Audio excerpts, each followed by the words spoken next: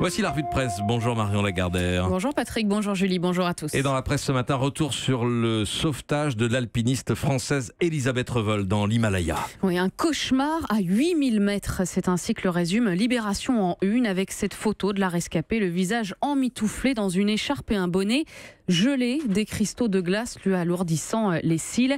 C'est une tragédie mortelle, écrit Libération, mortelle parce que sur les pentes du Nanga Parbat, elle a dû abandonner son compagnon de cordée, Tomasz Makiewicz, pour préserver sa propre vie. C'est en entamant la descente que le drame s'est noué. Tomasz souffre d'ophtalmie des neiges, de gelure, il est épuisé. Alors elle lance un appel de détresse, mais à 7400 mètres de haut, écrit François Carrel, tout espoir de secours est totalement hypothétique.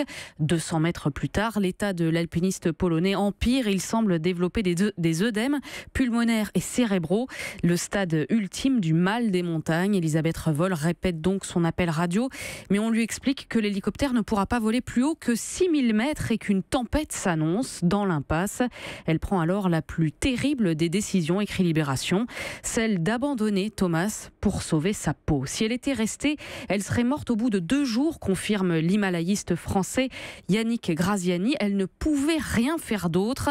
Chercher l'exploit et risquer la mort, écrit également Le Monde, une fragile ligne de crête.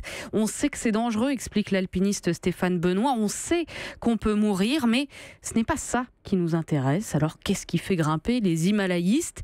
C'est un engagement dans un projet, dit-il, le plaisir d'avoir les sommets du monde à ses pieds, une quête personnelle aussi.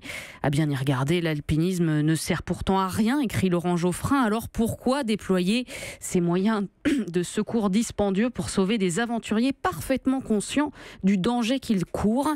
Eh bien parce que c'est le prix du rêve, dit-il. Le rêve, cet aliment de base, le rêve, aliment de base de la pauvre humanité, le rêve qui en fait n'a pas de prix, dit Geoffrin. Le genre de rêve qui constitue, semble-t-il, le propre de l'être humain. Et justement, dans la presse ce matin, Marion, il y a de quoi interroger ce qui est le propre de l'homme. Oui, par exemple, comment traite-t-on nos anciens ? Quel sort réservons-nous à nos parents, grands-parents, arrière-grands-parents ? Ce sont les questions que pose en creux la très grande majorité des unes des journaux, Midi Libre, La République du Centre, La Croix, L'Humanité, Le Dauphiné ou encore les dernières nouvelles d'Alsace. Tous mettent en avant la situation d'urgence dans les maisons de retraite parce que ce malaise touche de près ou de loin toutes les familles de France, écrit Bertrand Ménel dans le Courrier Picard, parce qu'aussi cela témoigne d'une déshumanisation, ajoute Dominique Garot dans La Charente Libre.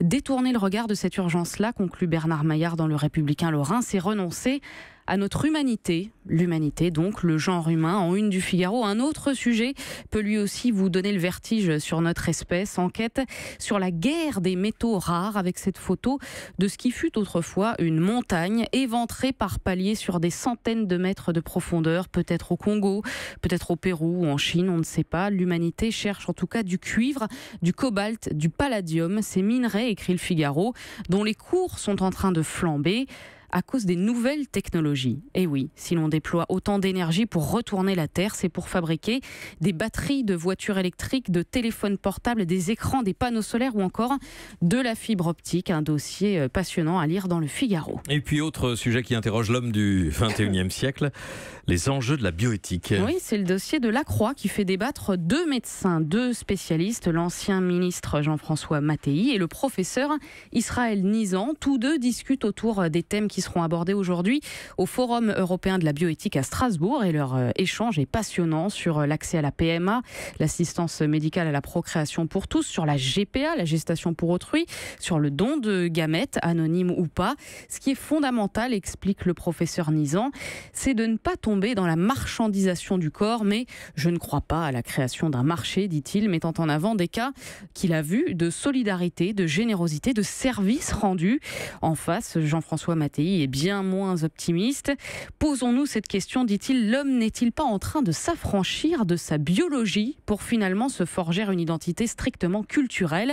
Aujourd'hui, l'homme qui est habituellement en nature et culture s'échappe de sa biologie. Et c'est d'ailleurs le rêve des transhumanistes. Ils veulent débarrasser le cerveau du corps, autant de projections, conclut-il, qui posent la question de ce qui fait l'homme aujourd'hui. On y revient. Qu'est-ce qui nous définit ? Qu'est-ce que l'homme ? A signalé à ce propos le hors-série hors-série de Philosophie Magazine sur Michel Foucault, un numéro qui revient sur la vie et l'œuvre de celui qui avait prophétisé la mort de l'homme en 1966. L'homme comme concept, comme construction. 120 pages où l'on parle des prisons, de la question du désir ou encore à l'heure des fausses nouvelles, de la vérité. Autant de thèmes travaillés par Foucault qui sont brûlants d'actualité en hors-série de Philosophie Magazine. Enfin, qu'est-ce qui nous caractérise ? Un chercheur propose de remettre au goût du jour la solidarité. Et oui, parce que l'entraide est l'autre loi de la jungle. C'est le titre du livre que vient de publier Pablo Servigne, docteur en biologie, pour qui la loi du plus fort est un mythe. Elle n'a pas de fondement solide dans le monde du vivant. Un concept qu'il explique à Catherine André dans le dernier numéro d'Alternatives économiques. On nous a fait croire pendant des siècles que la compétition était naturelle et qu'elle était la seule loi du monde vivant, dit-il, sauf que nous nous sommes rendus compte que l'entraide jouait un rôle majeur dans l'évolution biologique. Et il y a tellement d'exemples, dit Pablo Servigne. Les manchots qui se regroupent pour résister au froid, les lionnes qui chassent ensemble et pas chacune dans leur coin, les arbres qui redistribuent leurs nutriments aux autres plantes plus faibles, ou encore les millions d'associations entre espèces comme la pollinisation par exemple, ou les fourmis qui vont défendre l'arbre dans lequel elles logent.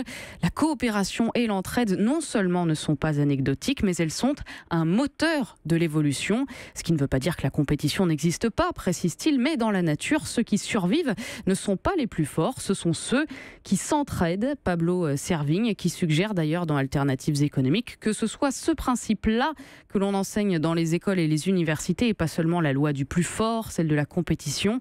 Être solidaire et s'entraider pour avancer, une possibilité de réponse à la question de savoir ce qui doit faire l'homme. Merci à vous Marion Lagardère pour la revue de presse.